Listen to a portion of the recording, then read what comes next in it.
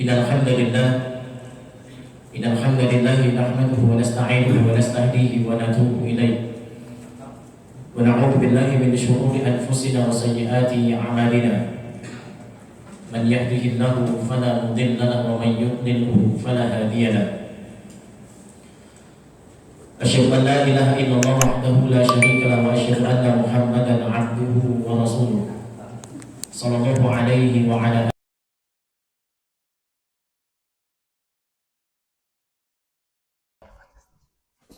Subhanaka la ilma lana illa ma 'allamtana innaka antal alimul hakim. Rabbana shrah lana sudurana wa yassir lana umurana wahlul 'uqdatam min alsinatina yafqahu aqwalana.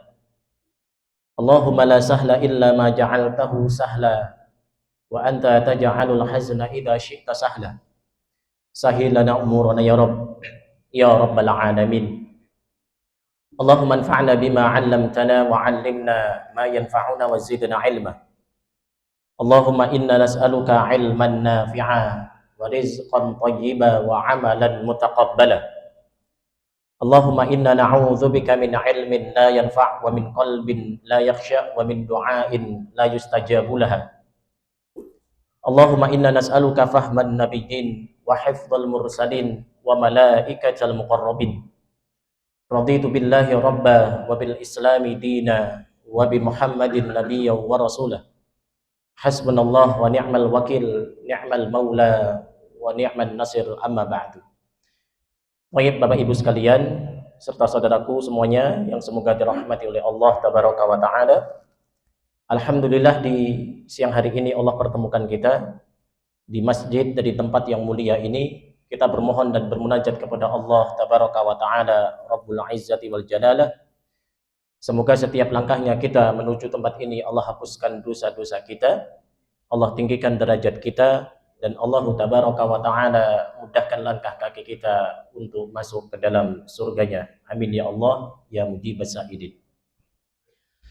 Salawat serta salam semoga tercurah limpahkan kehadirat Nabi kita Muhammad sallallahu alaihi wasallam. Kita peruntukkan buat para istri-istrinya, para sahabat-sahabatnya, tabi'in wa tabi'ut tabi'in, dan kita umatnya yang insyaallah senantiasa istiqamah dalam dakwahnya. Amin ya Allah ya rabbal alamin. Baik Bapak Ibu sekalian, kita mulai kajian kita dengan membaca Al-Basmalah. Bismillahirrahmanirrahim. Baik. Al-Imam Jalaluddin As-Suyuti dalam satu kitab tafsirnya bernama Ad-Dur Al-Manthur fi Tafsir bil Ma'thur. Al-Imam Jalaluddin As-Suyuti mengambil sebuah maqalah, satu perkataan dari Imam Qatadah rahimahullah ta'ala. Imam Qatadah mengatakan, walakin Allah yu'azzim min amrihi ma yasha. Dalam suatu perkataannya Al-Imam Qatadah mengatakan, walakin Allah yu'azzim min amrihi ma yasha. Jika Allah itu berkehendak untuk mengagungkan sesuatu, dengan kehendaknya Allah agungkan itu. Ketika Allah berkehendak untuk mengagungkan sesuatu hal, apapun itu yang Allah Ta'ala kehendaki, maka Allah akan agungkan itu. Makanya ketika Allah Subhanahu wa Ta'ala di dalam penciptaan langit dan bumi, Allah berkehendak bahwasanya dalam satu tahun itu ada 12 bulan. Jadi ketika Allah Subhanahu wa Ta'ala menciptakan langit dan buminya itu, yang kemudian disebut oleh Allah Ta'ala dalam surat At-Taubah, dalam satu tahun itu ada berapa? 12 bulan. Makanya Allah Ta'ala mengatakan, inna iddatash syuhuri 'indallahi 12 syahran fi kitabillah yauma khalaqas samawati wal arda minha arba'atul hurum. Jadi ketika sudah menciptakan langit dan buminya itu, dalam satu tahun ada 12 bulan. Dan ketika satu tahun ada 12 bulan itu kehendak Allah. Dan di antara 12 bulan itu Allah berkehendak bahwasanya ada 4 bulan yang kemudian diistimewakan daripada bulan-bulan yang lain, yang sering kita sebut dengan minha arba'atun hurum, yaitu 4 bulan haram. Yang 4 bulan haram itu didefinisikan oleh seorang ulama besar dalam ilmu tafsir, yaitu Syekh Abdurrahman bin Nasir As-Sa'di dalam kitab tafsirnya Taisir Al-Qur'anil Azim. Beliau rahimahullah mengatakan summiyat huruman li ziyadati hurmatiha wa tahrimil qital fiha. Disebut sebagai bulan haram itu karena faktor summiyat huruman li ziyadati hurmatiha wa tahrimil qital fiha. Jadi kita sering mendengar nih ada 4 bulan haram. Kenapa disebut 4 bulan haram? Karena di dalam bulan 4 haram itu Allah Ta'ala tambahkan kemuliaan di dalamnya. 4 bulan itu apa saja? Maka disebutkan oleh Al-Imam Ibnu Katsir dalam tafsirnya Tafsir Al-Qur'anil Azim. Beliau mengatakan salasatun sardun wa wahidun fardun. 4 bulan itu 3-nya saling berurutan dan satunya terpisah dari bulan-bulan yang urut itu. Apa 4 bulan yang berurutan itu? Dzulqa'dah, Dzulhijjah, dan bulan Al-Muharram. Ini kan kalau dilihat dari segi tartib ini kan urut itu. Dzulqa'dah, Dzulhijjah, dan bulan Al-Muharram. Yang ini disebutkan oleh An-Nabi Shallallahu Alaihi Wasallam. Ketika di akhir-akhir kehidupan Nabi Shallallahu Alaihi Wasallam pernah berkhutbah di hadapan para sahabatnya. Salah satu di antara khutbah Nabi Shallallahu Alaihi Wasallam adalah thalathatun mutawaliyatun Dzulqa'dah wa Dzulhijjah wal Muharram wa Rajabun syahrun mudhar alladzi baina Jumada wa Sya'ban. Jadi ada 4 bulan yang dimuliakan oleh Allah Subhanahu wa taala daripada bulan-bulan yang lain. Allah ingin berkehendak. Memang 4 bulan haram itu lebih Allah Ta'ala istimewakan daripada bulan-bulan yang lain. Yang ini kemudian disebut oleh Nabi Shallallahu Alaihi Wasallam thalathatun mutawaliyatun, ada 3 yang berurutan.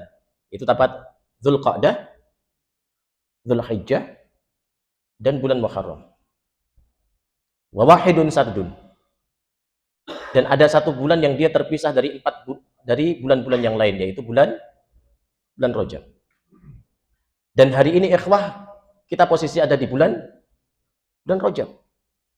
Kita sekarang posisinya ikhwatul iman, posisinya ada di bulan Rajab. Makanya itu Nabi kita Shallallahu Alaihi Wasallam sampai kemudian mengatakan, kenapa kok kemudian bulan ini dikatakan sebagai bulan Rajab? Li'annahu yutarajjabu fihi khairun katsirun li Sya'ban wa Ramadan. Jadi disebut bulan Rajab itu karena faktor li'annahu yutarajjabu fihi khairun katsir. Karena memang di bulan ini Allah Ta'ala sudah siapkan khairun katsirun li Sya'ban wa Ramadan. Banyak-banyaknya kebaikan pada bulan Rajab itu untuk persiapan masuk pada 2 bulan berikutnya, yaitu bulan Sya'ban dan bulan Ramadan. Makanya itu ikhwatal iman, Allah sudah siapkan ini. Banyaknya amalan-amalan yang kemudian kalau diamalkan oleh hambanya itu untuk persiapan masuk pada 2 bulan berikutnya, yaitu bulan Sya'ban dan bulan Ramadan. Maka dalam hadis yang diriwayatkan oleh Anas bin Malik. Coba Anas bin Malik siapa? Siapa Anas bin Malik? Betul, sahabat. Apa keistimewaan Anas bin Malik? Apa keistimewaan Anas bin Malik? Kalau sahabat-sahabat yang lain itu tidak mengetahui kebiasaan Nabi dari mulai keluar kamar sampai masuk kamar lagi. Kecuali siapa? Anas bin Malik. Anas bin Malik itu anaknya siapa? Ya, anaknya Malik gitu. Sering mikirnya lama. Anas bin Malik anaknya Malik gitu. Tapi Malik itu tidak terkenal di zaman Nabi. Tapi yang terkenal adalah istrinya. Siapa nama istrinya? Ummu Sulaim. Yang terkenal bukan suaminya, tapi yang terkenal adalah istrinya, yaitu Ummu Sulaim. Ini Ummu Sulaim itu mempunyai sifat ghibthah. Apa ghibthah? Iri yang diperbolehkan. Iri dengki dalam Islam ini kan nggak boleh gitu. Contohnya Pak Sugi sedang beli Pajero gitu ya. Tiba-tiba antum iri, nggak boleh itu. Tapi Nabi mengatakan la hasada illa fitnatain. Tidak ada hasad melainkan diperuntukkan bagi 2 orang, kata Nabi. Yang hasad itu dinamakan sebagai ghibthah. Hasad yang diperbolehkan. Nah, apa hubungannya dengan Ummu Sulaim? Ummu Sulaim itu ketika melihat ada seorang sahabat bernama Abbas. Siapa Abbas? Paman Nabi. Ini Abbas itu bahkan di antara para sahabat Nabi Shallallahu Alaihi Wasallam di zaman Nabi saja tidak ada yang tidak mengenal beliau. Seorang saudagar besar, orang kaya, dan orang terpandang. Tapi sesibuk-sibuknya Abbas dalam masalah perniagaan itu, Abbas tidak pernah absen untuk mengantarkan anaknya bernama Abdullah bin Abbas di sekolah Nabi Shallallahu Alaihi Wasallam. Jadi anaknya bernama Abdullah itu dari sejak kecil dibawa oleh Abbas di madrasah Nabi Shallallahu Alaihi Wasallam. Melihat itu Ummu Sulaim itu sampai kemudian iri kepada Abdullah bin Abbas. Saking irinya kemudian ketika Anas bin Malik berusia 10 tahun, dibawahnya Anas bin Malik itu di hadapan Nabi Shallallahu Alaihi Wasallam. Ummu Sulaim ingin mewakafkan anaknya bernama Anas bin Malik agar mendampingi dakwah Nabi Shallallahu Alaihi Wasallam. Tapi kemudian kalau bagi kita umur 10 tahun itu kemudian diwakafkan kepada kita gitu ya. Ini bisa apa sih 10 tahun kan gitu ya. Tapi luar biasa. Ketika Ummu Sulaim kemudian mewakafkan anaknya Anas bin Malik itu, maka Nabi Shallallahu Alaihi Wasallam menerima Anas bin Malik untuk bisa membersamai dakwah Nabi Shallallahu Alaihi Wasallam. Makanya kalau kita melihat banyak hadis Nabi Shallallahu Alaihi Wasallam yang berbicara tentang keseharian Nabi, maka rata-rata banyak hadis itu diriwayatkan oleh Anas bin Malik. Karena Anas bin Malik diangkat oleh Nabi Shallallahu Alaihi Wasallam sebagai khadimun Nabi. Apa khadimun Nabi? Pembantu Nabi. Nah kalau pembantu itu seperti apa sih? Apa yang dilakukan oleh majikannya dari masuk ke kamar hingga keluar kamar lagi, maka akan diketahui oleh siapa? Pembantunya. Dan di antara pembantu Nabi adalah Anas bin Malik. Makanya banyak hadis-hadis Nabi yang berbicara tentang keseharian Nabi. Nabi itu kalau bangun tidur, Nabi Shallallahu Alaihi Wasallam senantiasa berdoa. Apa doanya? Alhamdulillahilladzi ahyana ba'dama amatana wa ilaihin nusyur. Ini bukan doa anak TK itu. Saya kemarin meruqyah. Dan salah satu di antara pengajaran edukasi dalam meruqyah adalah ketika masuk di dalam kamar mandi, ucapkanlah seperti ucapan Nabi. Apa ucapan Nabi? Allahumma inni a'udzubika minal khubuthi wal khaba'ith. Jin dengan kita ini kan sama kan? Wa ma khalaqtul jinna wal insa illa liya'budun. Ada dua makhluk yang diciptakan oleh Allah, yang diminta oleh Allah untuk senantiasa menyembah Allah. Siapa mereka? Jin dan manusia. Artinya kita dengan jin ya tidak jauh beda lah. Diperintahkan oleh Allah untuk beribadah. Mereka juga berkembang biak seperti halnya kita kan gitu ya.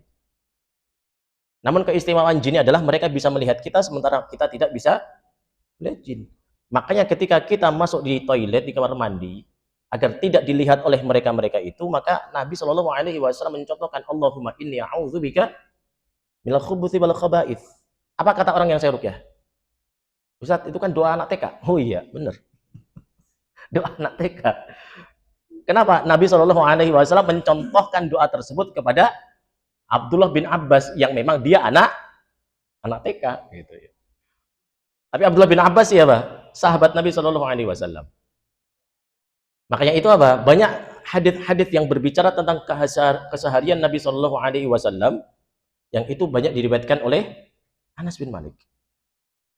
Dan salah satu hadis yang diriwayatkan oleh Anas bin Malik radhiyallahu taala anhu adalah kana Nabi Shallallahu Alaihi Wasallam idza dakhala Rajab, ketika Nabi Shallallahu Alaihi Wasallam senantiasa ketika masuk pada bulan Rajab, maka Nabi senantiasa mengucapkan doa Allahumma barik lana fi Rajab wa Sya'ban wa balighna Ramadan. Ya Allah, berkahilah kami pada bulan Rajab dan berkahilah kami pada bulan Sya'ban wa balighna Ramadan, dan sampaikanlah kami pada bulan Ramadan. Ini doa Nabi Shallallahu Alaihi Wasallam. Meskipun para ulama mengatakan hadisnya ini adalah hadis dhaif. Doanya ini adalah doa yang dhaif.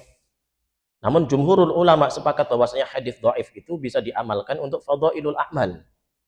Yang penting tidak digunakan untuk masalah-masalah akidah ataupun ibadah-ibadah mahdhah. Artinya ketika kita masuk pada bulan Rajab, Kalau bersandar kepada hadis yang diriwayatkan oleh Anas bin Malik, maka Nabi Shallallahu Alaihi Wasallam senantiasa berdoa, Allahumma barik lana fi Rajab wa Sya'ban wa balighna Ramadan. Yang kita minta kepada Allah, semoga Allah berkahi kita pada bulan Rajab ini. Karena bulan Rajab itu luar biasa, kata Nabi Shallallahu Alaihi Wasallam, li'annahu yutarajjabu fihi khairun katsirun. Di bulan Rajab ini memang sudah Allah Ta'ala siapkan kebaikan yang banyak sekali. Maka apa arti barokah? Al-barakatu ay ziyadatul khair. Berkah itu adalah bertambahnya kebaikan kan gitu ya. Makanya salah satu keberkahan saya adalah di bulan Rajab ini Allah hadirkan bayi ke-9 gitu ya. Gitu. Calon bayi ke-9, tapi qadarullah tidak berkembang. Nah, jadi pas 1 Januari 2026 jedar posisi kami berada di rumah sakit. Terus berkahnya apa nih? Berkah bulan Rajab. Berkah bulan Rajab bagi kami keluarga ini, kami diberkahi calon bayi yang ke-9, tapi qadarullah memang tidak berkembang. Artinya banyak kebaikan lah. Banyak kebaikan yang Allah Ta'ala sudah siapkan pada bulan Rajab. Allah Ta'ala siapkan itu. Makanya disunahkan tadi untuk berdoa, Allahumma barik lana fi Rajab wa Sya'ban wa balighna Ramadan. Makanya itu dalam kitab Lataiful Ma'arif yang ditulis oleh Ibnu Rajab Al-Hambali rahimahullah. Beliau mengatakan, wa kana ba'du salaf kanu yad'una Allah 6 ashhur ayuballighahum syahr Ramadan. Para ulama-ulama terdahulu itu, ulama-ulama soleh terdahulu itu, 6 bulan sebelum masuk pada bulan Ramadan, mereka senantiasa berdoa kepada Allah. Doanya apa? Semoga Allah Ta'ala karuniakan untuk masuk bisa pada bulan Ramadan. Makanya kalau kita ingin melakukan sunnah para ulama itu, maka senantiasa berdoa kepada Allah Subhanahu wa Ta'ala agar Allah Ta'ala karuniakan kita bisa masuk pada bulan Ramadan. Maka itu tadi dalam hadis Anas bin Malik, Nabi Shallallahu Alaihi Wasallam senantiasa mengatakan, "Idza dakhala Rajab, Allahumma barik lana fi Rajab wa Sya'ban wa balighna Ramadan." Agar kita minta doa kepada Allah agar Allah Ta'ala mudahkan kita masuk pada bulan Ramadan. Maka kebaikan-kebaikan itu sudah Allah Ta'ala siapkan pada bulan Rajab. Lulus pada bulan Rajab, maka asumsinya adalah Allah Ta'ala nanti mudahkan untuk bisa lulus beramal pada bulan Ramadan. Ramadan ini kan sebenarnya biasa-biasa saja. Saking biasanya itu, maka tidak masuk di antara 4 bulan haram kan? Apa 4 bulan haram tadi? Dzulqa'dah, Dzulhijjah, Al-Muharram, dan bulan Rajab. Ada bulan Ramadan? Tidak ada bulan Ramadan. Artinya Ramadan itu adalah bulan-bulan yang biasa saja. Tapi Ibnu Rajab Al-Hambali rahimahullah ta'ala mengatakan, kullu syai'in yartabitu ma'al Qur'an yusbihu 'azima.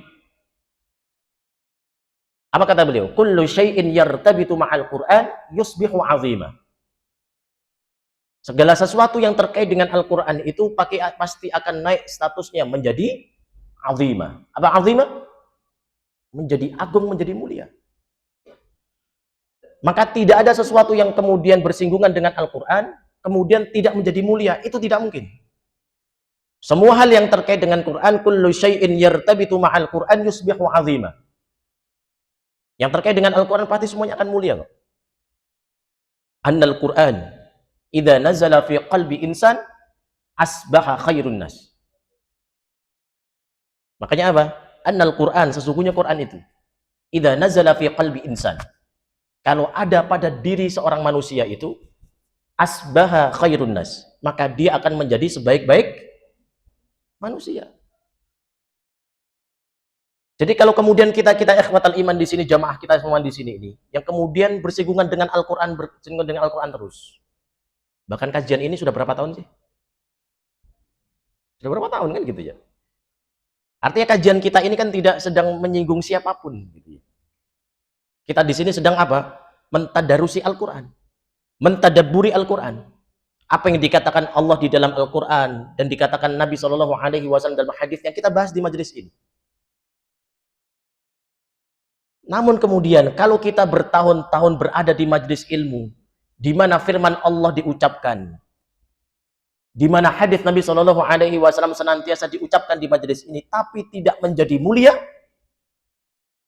maka ada sesuatu yang bermasalah di majelis ini. Masa bertahun-tahun kita belajar Quran, tapi pola hidupnya sama saja, maka ada sesuatu yang bermasalah. Dari mulai kita bujang sampai punya anak bujang gitu ya, hafalannya masih juz 30. Nah ini kan ada permasalahan ini pada diri kita. Saya tidak menunjuk siapapun, tapi di sini nggak tahu ada nggak itu. Oh banyak toh, ya ngaku itu. Oh dari kita bujang loh, sampai punya anak bujang loh gitu ya. Lah Qur'annya masih berapa? Juz 30. Iqra lagi. Ini ada pola hidup yang bermasalah ini, gitu ya. Makanya sebenarnya kalau kita masalah-masalah ibadah mengevaluasi diri, kan Nabi mengatakan al-qais mandana nafsah. Orang yang pintar kata Nabi, orang yang cerdas kata Nabi itu apa? Mandana nafsah, orang yang senantiasa mengevaluasi pada diri kita. Kita semuanya berevaluasi lah, mengevaluasi diri kita. Makanya evaluasi pada diri kita, amalan-amalan kita itu enaknya pada bulan Ramadan. Coba kalau zakat mal coba.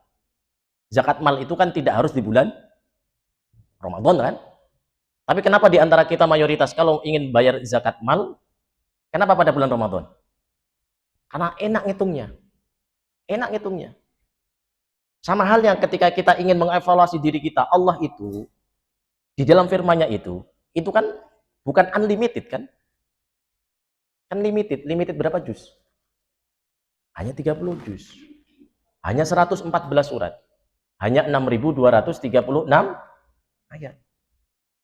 Makanya kalau kemudian kemarin sudah ketemu Ramadan, hari ini kita sudah masuk bulan Rajab, setelah ini kita bulan Sya'ban, setelah ini masuk bulan Ramadan, nah kok hafalan Qur'annya kok sama saja, nggak ada perubahan itu, mentok sampai situ aja.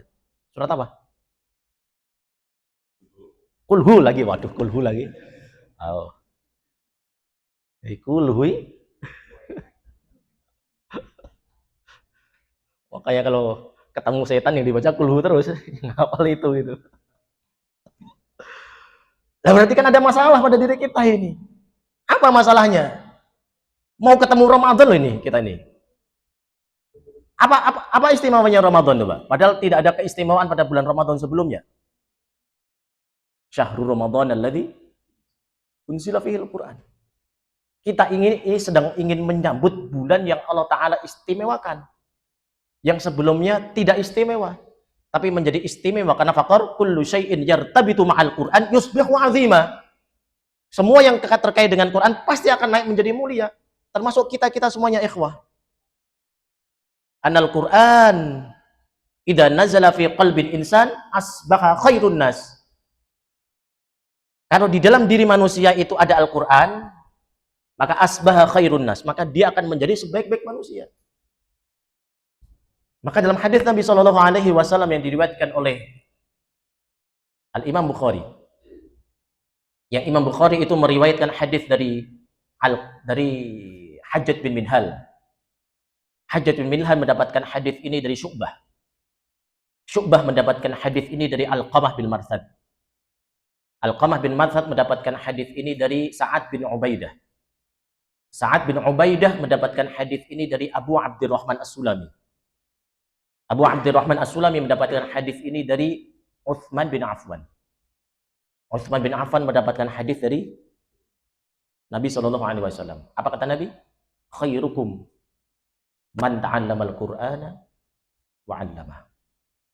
Kalau berkumpul orang-orang baik, maka kata Nabi, orang yang paling baik adalah man ta'allamal Qur'ana wa 'allamah. Orang yang belajar dan orang yang mengajarkannya.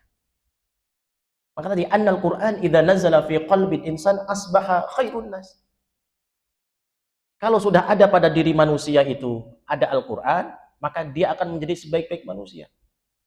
Kalau kemudian kita terus-terus belajar bertahun-tahun tapi tidak menjadikan kita menjadi lebih baik daripada sebelumnya, maka takutnya kita mendapatkan hadis Nabi Shallallahu Alaihi Wasallam. Apa kata Nabi? Ketika nanti di akhir zaman kata Nabi, ada orang-orang yang yaqra'unal Qur'an la yujawizu hanajirahum. Nabi itu mengatakan nanti di akhir zaman itu ada orang-orang yang senantiasa dia membaca Al-Qur'an la yujawizu hanajirahum. Tapi Qur'annya tidak sampai ke tenggorokan. Loh, tenggorokan aja tidak nyampe. Bagaimana kemudian Quran masuk ke dalam hatinya? Maka bisa jadi kemudian Quran tidak masuk di hati kita itu gara-gara apa? La yujawizu hanajirahum. Boro-boro masuk ke dalam hati, tenggorokan aja tidak nyampe.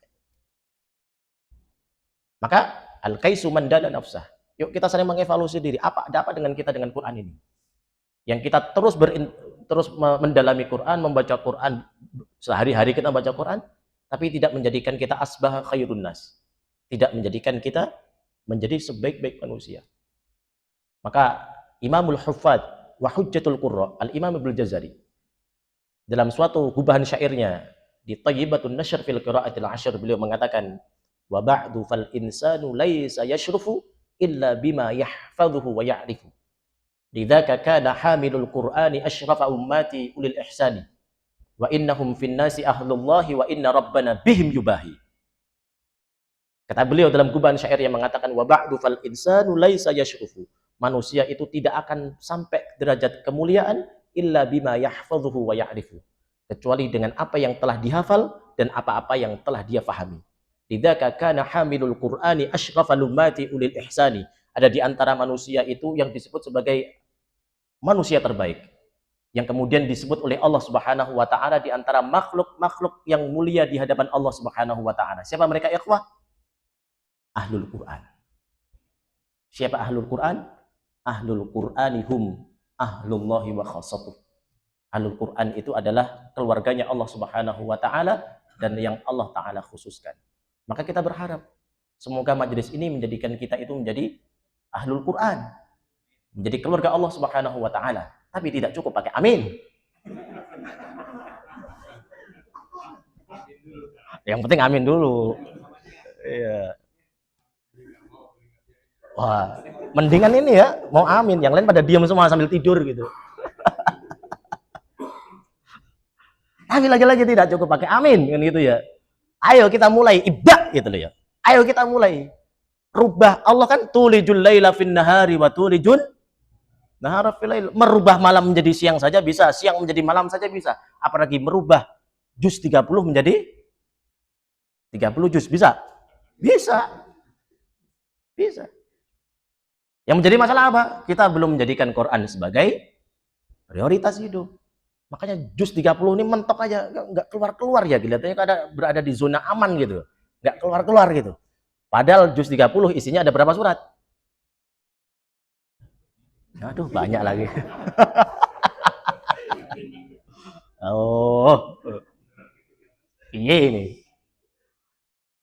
Ya minimal kalau nggak hafal nama suratnya ya tahu jumlahnya berapa gitu ya. Kalau kita kan kalau bikin kurikulum kan tahu dari jumlahnya dulu kan. Oh, jumlah Quran itu ada berapa ayat? 6.236. Ya andaikan satu hari satu ayat dihafal bisa nggak? Bisa sebenarnya. Nun, Sod, Alif, Lam, Mim. Satu ayat toh? Bisa nggak? Bisa. Bisa. Kan kapan selesainya itu kan dihitung dari jumlahnya dulu. Kita akan selesai juz 30, sementara nggak tahu jumlah juz 30 ada berapa surat. Ada berapa surat sih? Habis lihat dia. Ya, minimal punya ikhtiar gitu ya. 37. Hanya 37. Masa dari mulai kita bujang sampai punya anak bujang 37 surat nggak tertaklukkan gitu ya. Sampai kuliah ayyuhal kafirun la a'budu ma ta'budun wa la antum 'abiduna ma a'bud wa la ana 'abidun ma 'abadtum wa la antum 'abiduna ma a'bud wa la ana 'abidun ma 'abadtum wa la antum 'abiduna ma a'bud wa la ana 'abidun ma 'abadtum wa la antum 'abiduna ma a'bud. Ini muter-muter ini nih. Jadi gimana ini ceritanya? Al-kafirun aja kayak gitu ceritanya. Ntar kalau bagaimana ketemu dengan al-infitor? Ketemu dengan at-takwir. Wa idzal biharu sujjirat wa idzal biharu fujjirat. Kan sama itu ya. Nah, itu. Jadi apa? Ya doa sama Allah, semoga Allah taala masukkan kita menjadi ahlul Quran. Amin. Amin, amin. Ini kajian kita mentok setengah jam doang nih. Ya, sudah jam 1 sudah menjelang jam 1. Sampai sini saja. Jazakumullahu khairan. Ada yang mau ditanyakan? Ayatafaddal masykura ma'jura.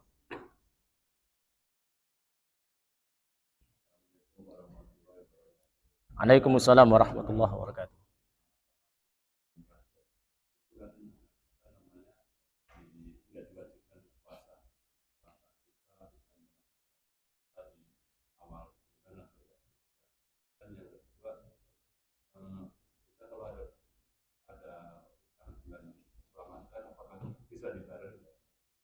Dibarengkan apa itu?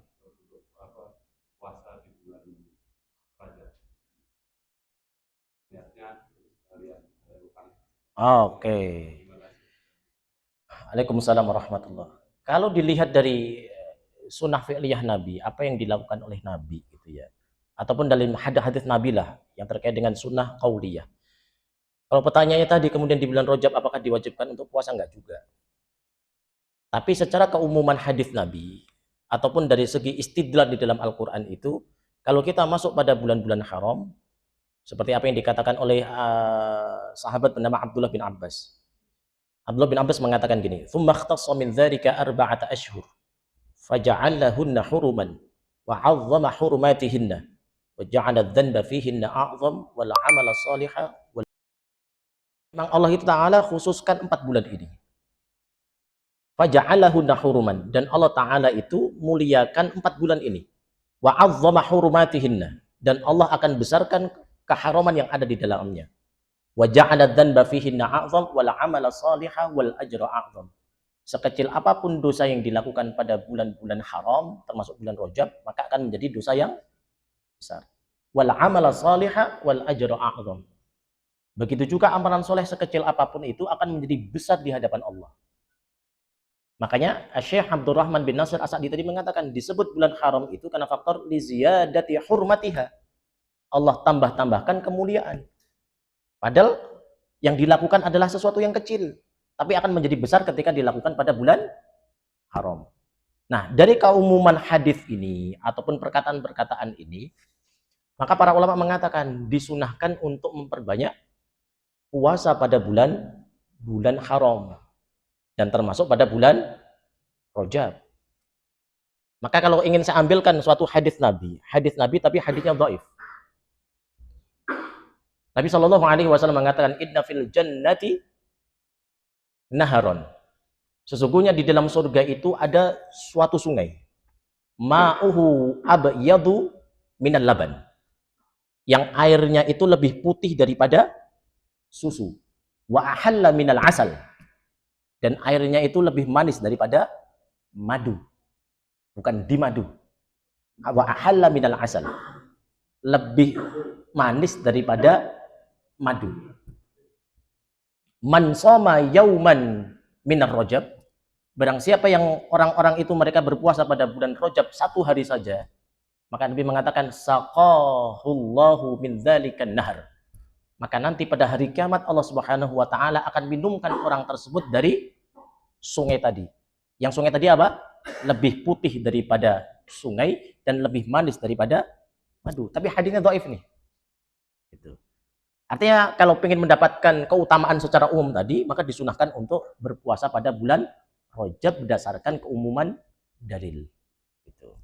Kemudian yang kedua, apakah kemudian di bulan Rajab boleh untuk membayar utang? Boleh, malah disunahkan untuk segera melunasi. Tapi tidak boleh kemudian kita berniat, saya ingin puasa sunnah Rajab, begitu juga untuk membayar hutang puasa. Itu tidak boleh. Kenapa? Kewajiban tidak bisa kemudian digabungkan menjadi satu. Bolehnya adalah sunnah digabungkan dengan sunnah-sunnah yang lain. Contoh gini, Pak. Bapak kalau nanti sholat subuh, waktunya tinggal 2 menit ini. Kira-kira mau sholat 2 rakaat kan? 2 rakaat apa nih? Gabungkan aja semuanya. 2 rakaat sunnah wudu, 2 rakaat tahiyatul masjid, 2 rakaat qabliyah yang kata Nabi Shallallahu Alaihi Wasallam khairun minad dunya wa ma fiha, yang lebih baik daripada dunia dan seisinya. Boleh atau tidak? Boleh. Menggabungkan sunnah banyak itu dalam sekali niatan itu diperbolehkan. Tapi kalau menggabungkan antara sholat antara kewajiban dengan yang sunnah, maka itu tidak diperbolehkan. Kalau sampai bertemu antara sunnah dengan wajib, maka gurukan yang sunnah, lanjutkan yang wajib. Contohnya bapak, baru sholat 1 rakaat sholat sunnah tadi. Tiba-tiba sang iqamah mau membenarkan qomat. Allahu Akbar, Allahu Akbar. Kira-kira mau lanjut atau mau dibatalkan? Batalkan. Karena yang wajib sudah hadir, maka yang sunnah digugurkan. Jadi kalau kemudian menggabungkan antara sunnah rojab, puasa sunnah rojab dengan puasa qadha, maka tidak diperbolehkan. Dahulukan yang mana? Dalam fiqhul aulawiyat, ada fikih namanya fikih prioritas. Kalau ada sunnah dengan wajib, maka prioritaskan yang wajib dahulu. Makanya nanti kalau kita sudah selesai Ramadan, kemudian puasa sunnah 6 hari, namanya puasa Syawal. Dahulukan Syawal atau dahulukan utang?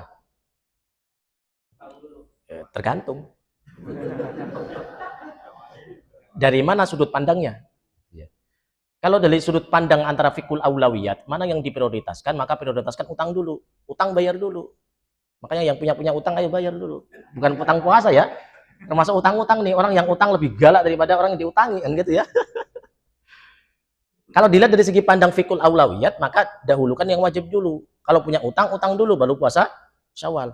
Tapi kalau dilihat dari segi prioritas, loh ini kan Syawal kita nggak ketemu kembali nih. Sementara terbatas hanya 29 atau 30 hari. Kan gitu ya. Maka dahulukan yang mana? Dahulukan yang Syawal. Ya silahkan mau yang mana. Yang menjadi masalah adalah Syawal ya juga tidak. Qadha pun juga entar-entar gitu ya. Nah ini, dua-duanya malah nggak dapat. Gitu. Ini yang jadi masalah. Gitu. Jadi gitu Pak ya. Wallahu a'lam bishawab. Ada lagi?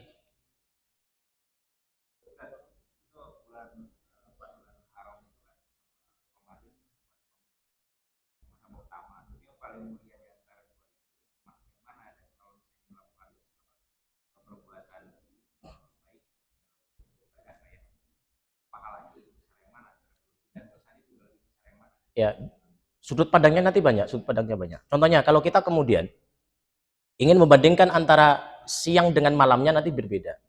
Contoh, 10 hari awal pada bulan Dzulhijjah dengan 10 hari terakhir pada bulan Ramadan, lebih mulia mana? Dilihat dari waktunya. 10 hari awal di bulan Dzulhijjah, al-ashru al-awail min Dzulhijjah itu, di waktu siangnya lebih mulia daripada 10 hari terakhir di bulan Ramadan.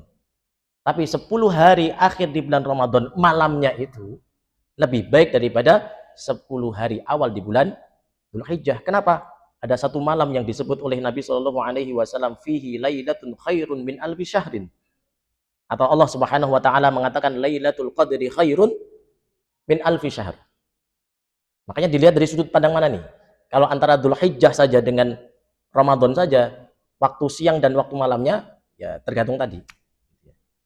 Jadi kalau waktu malamnya lebih mulia Ramadan daripada 10 hari awal di bulan Dzulhijjah, seperti itu. Itu ya. Wallahu a'lam. Tapi itu ya, jazakumullahu khairan. Ketemu lagi nanti insyaallah di pertemuan berikutnya biiznillah taala. Yang lagi berdoa kepada Allah Subhanahu wa taala, Allahumma barik lana fi Rajab wa Sya'ban wa ballighna Ramadan. Baik.